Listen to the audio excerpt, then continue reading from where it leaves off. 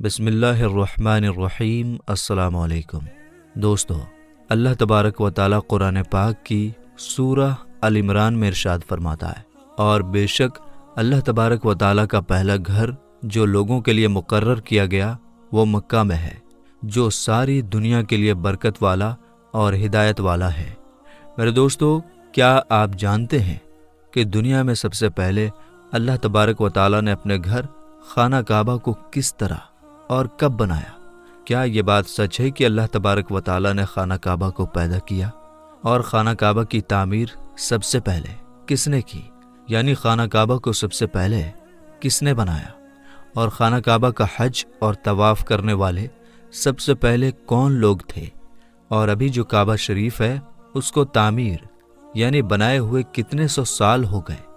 اور خانہ کعبہ کو اب تک کتنی بار تعمیر کیا جا چکا ہے یعنی بنایا جا چکا ہے؟ اور خانہ کعبہ کا رہسیمئے اتہاس کیا ہے؟ میرے دوستو، ان سارے سوالوں کے جواب ہم آپ کو قرآن و حدیث کی روشنی میں بتائیں گے، اس لیے آپ سے ریکویسٹ کرتے ہیں کہ ہماری اس ویڈیو کو پورا ضرور دیکھیے گا۔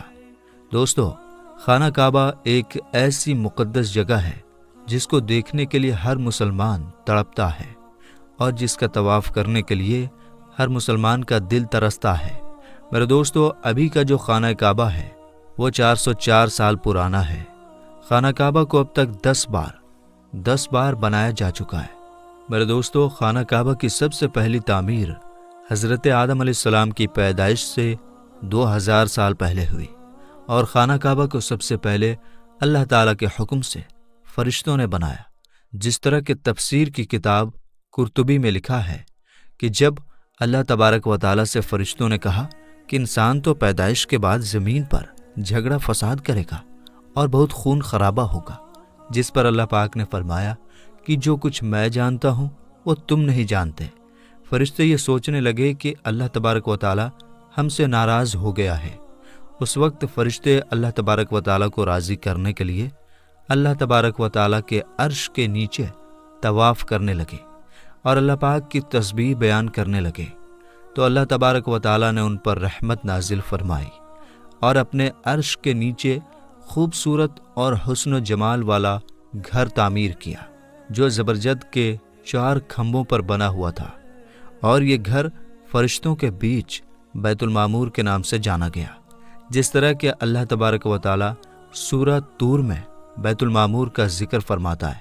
میرے دوستو، بیت المعمور فرشتوں کا کعبہ ہے، اور یہ 7ویں آسمان میں عرش کے سامنے کعبہ شریف کے بالکل اوپر ہے۔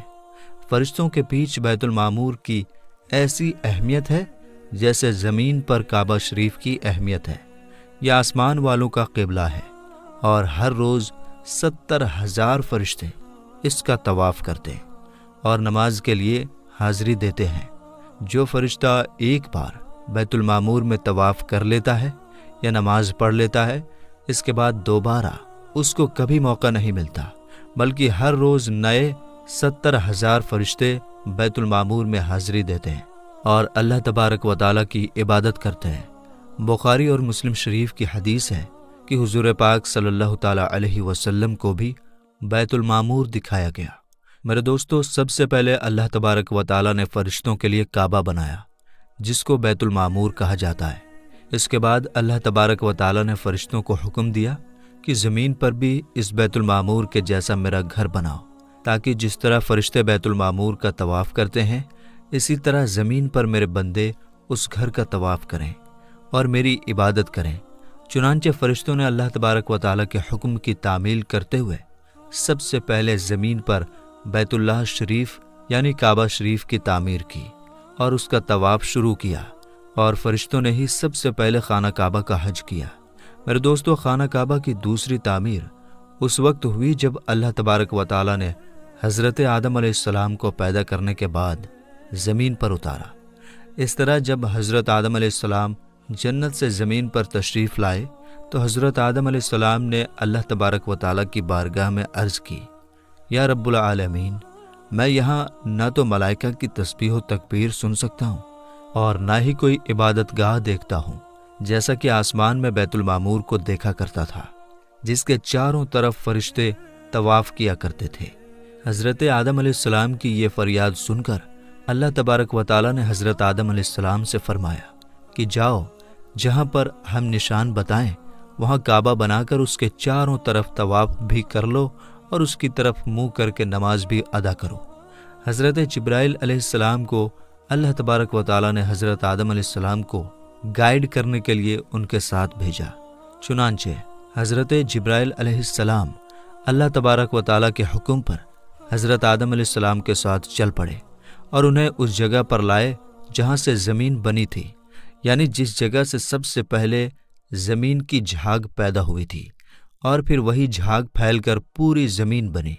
اس جگہ پر حضرت جبرائیل علیہ السلام نے اپنے پر کو زمین پر مارا تو ساتوں زمین تک خانہ کعبہ کی بنیاد ڈال دی، جن بنیادوں کو فرشتوں نے 5 پہاڑوں کے پتھروں کی مدد سے بھرا اور ان بنیادوں پر چاروں طرف دیواریں کھڑی کر دی۔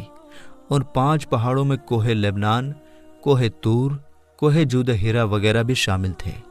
اس طرح جب دوسری بار بنایا جا رہا تھا تو حضرت جبرائیل علیہ السلام، حضرت آدم علیہ السلام اور حضرت اماں حوا رضی اللہ تعالی عنہا بھی شامل تھے۔ حضرت اماں حوا رضی اللہ تعالی عنہا مٹی اٹھا کر لاتی اور حضرت آدم علیہ السلام خانہ کعبہ کو بناتے جاتے۔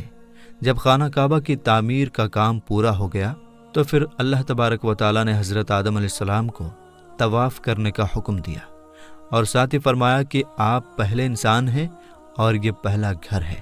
پھر حضرت آدم علیہ السلام خانہ کعبہ کی طرف منہ کر کے نماز ادا کیا کرتے اور اللہ تبارک و تعالیٰ کی عبادت میں لگے رہتے۔ خانہ کعبہ کو تیسری بار کس نے بنایا؟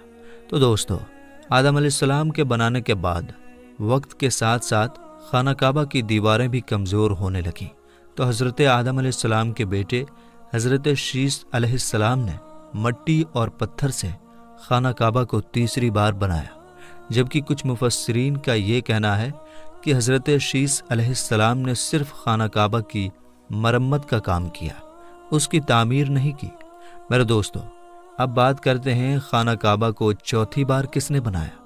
تو دوستو، خانہ کعبہ کو چوتھی بار اس وقت بنایا گیا جب اللہ تبارک و تعالیٰ نے حضرت نوح علیہ السلام کی قوم پر طوفان کا عذاب بھیجا۔ طوفان نوح میں خانہ کعبہ کی عمارت غائب ہو گئی اور کچھ روایت کے مطابق خانہ کعبہ کی عمارت کو اٹھا لیا گیا اور یہ جگہ صرف ایک اونچے اور لال ٹیلے کی طرح رہ گئی تھی۔ اس طوفان کے بعد جب حضرت ابراہیم علیہ السلام اس دنیا میں تشریف لائے تو اللہ تبارک و تعالیٰ نے حضرت ابراہیم علیہ السلام کو خانہ کعبہ کو بنانے کا حکم دیا۔